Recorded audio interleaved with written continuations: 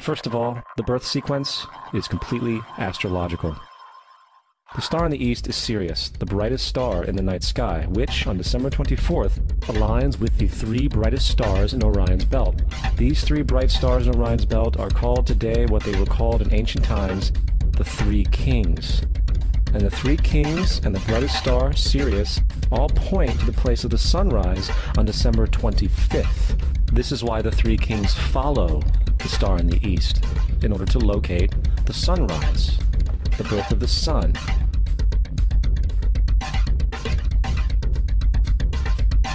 From the summer solstice to the winter solstice, the days become shorter and colder.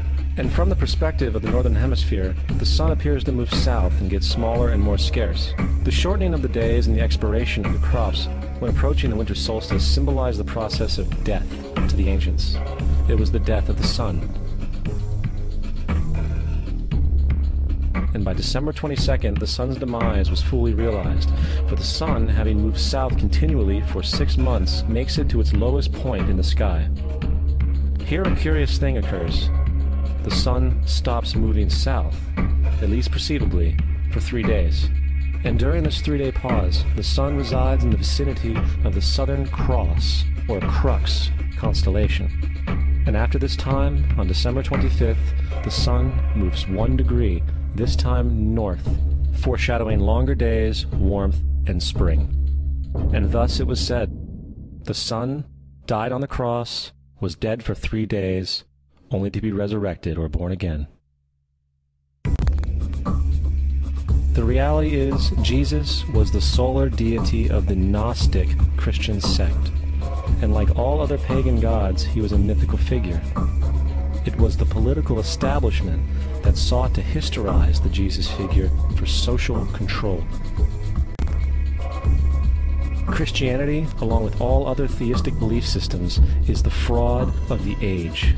It serves to detach the species from the natural world, and likewise each other. It supports blind submission to authority. It reduces human responsibility to the effect that God controls everything, and in turn awful crimes can be justified in the name of a divine pursuit.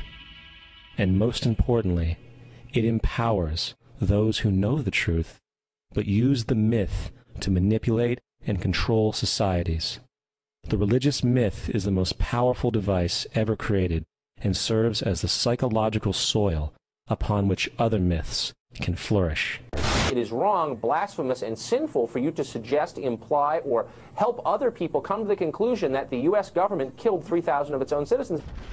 The way the structure is collapsing, this was the result of something that was planned.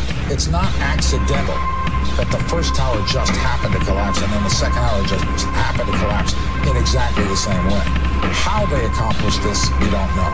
I don't think anybody could have predicted that they would try to use an airplane as a missile, a hijacked airplane as a missile. Nobody in our government, at least, and I don't think the prior government that could envision flying airplanes into buildings. No specific threat involving really domestic operation or involving what happened, obviously, the city's airliner and so forth. There were no warning signs that I'm aware of. USA Today reports that in the 2 years before the attacks on September the 11th, NORAD conducted exercises using hijacked airliners as weapons. And one target was the World Trade Center. Evidence was also apparently planted. The passport of one of the hijackers on Flight 11 was allegedly found in the rubble. Goes through the fireball, through the side of the plane, and comes down to the ground unscathed. But something happened. For 6 months, they reported they had this passport. Boy, we've got it. We've got the proof. And then the guy stood up and was alive. Several of these 19 men are still alive.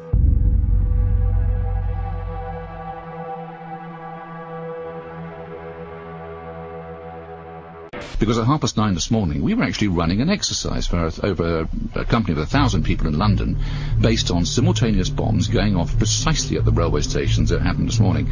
So I still have the hairs on the back of my neck standing upright. To get this quite straight, you were running an exercise to see how you would cope with this, and it happened while you were running the exercise? Precisely.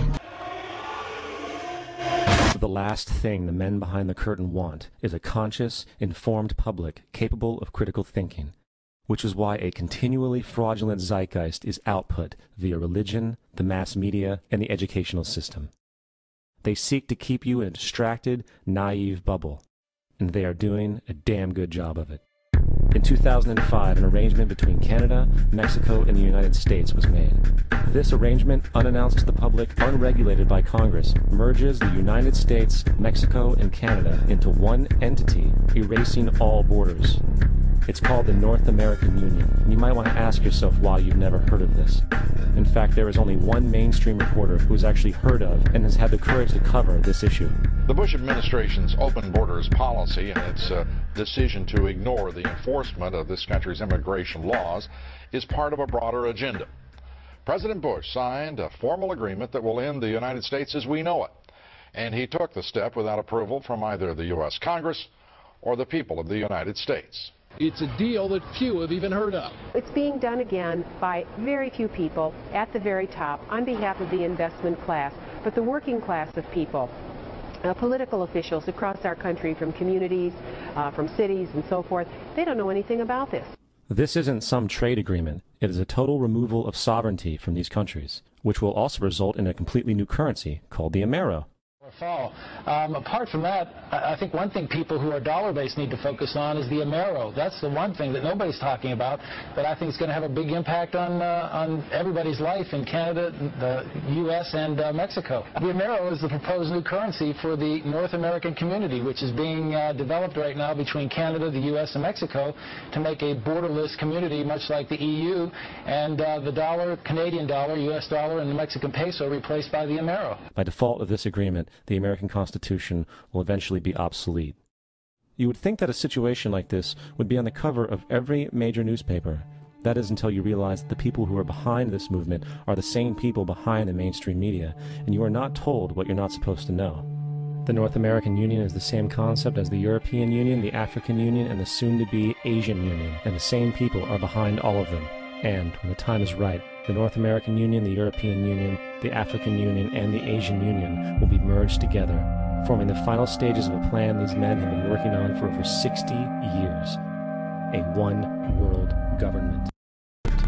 In 2005, Congress, under the pretense of immigration control and the so-called War on Terrorism, passed the REAL ID Act, under which it is projected by May 2008, you will be required to carry around a federal identification card, which includes on it a scannable barcode with your personal information. However, this barcode is only an intermediary step before the card is equipped with a VeriChip RFID tracking module, which will use radio frequencies to track your every move on the planet. If this sounds foreign to you, please note that the RFID tracking chip is already in all new American passports. And the final step is the implanted chip, which many people have already been manipulated into accepting under different pretenses. We have a Florida family who are really pioneers in a brave new world. They have volunteered to be the first ever to have microchip identification devices implanted into their body. After 9/11, I was really concerned with the security of my family. I wouldn't mind having something planted permanently in my arm that would identify me. In the end, everybody will be locked into a monitored control grid where every single action you perform is documented. And if you get out of line, they can just turn off your chip, for at that point in time, every single aspect of society will revolve around interactions with the chips. This is the picture that is painted for the future if you open your eyes to see it. A centralized one-world economy where everyone's moves and everyone's transactions are tracked and monitored, all rights removed. The most incredible aspect of all. These totalitarian elements will not be forced upon the people. The people will demand them. For the social manipulation of society through the generation of fear and division has completely detached humans from their sense of power and reality. A process which has been going on for centuries, if not millennia.